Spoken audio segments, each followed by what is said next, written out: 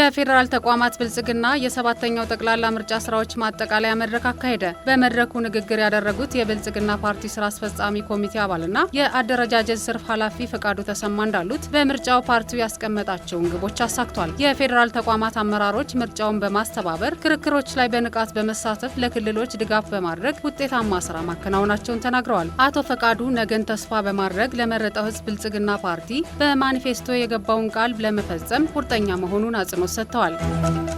የህዝብ ተወካዮች ምክር ቤት የመረጃ ነጻነት አዋጅና የፌዴራል ሸሪዓ ፍርድ ቤት ሰበር ሰሚ ችሎት የማሻሻያ ረቂቅ አዋጆችን መርምሮ አጽድቋል። የህዝብ ተወካዮች ምክር ቤት 5ኛ ዓመት የስራ ዘመን 28ኛ መደበኛ ስብሰባውን በዛሬው ዕለት አካሂዷል። ምክር ቤቱ በመደበኛ ስብሰባው የኢትዮጵያ ህዝብ እንባ ጠባቂ ተቋም የ2018 በጀት ዓመት የ11 ወራት እቅድ አፈጻጸም ሪፖርት አዳምጧል። ምክር ቤቱ በመደበኛ ስብሰባው የኢትዮጵያ ህዝብ እንባ ጠባቂ ተቋም የ2018 በጀት ዓመት የ11 ወራት እቅድ አፈጻጸም ሪፖርት አድምጧል።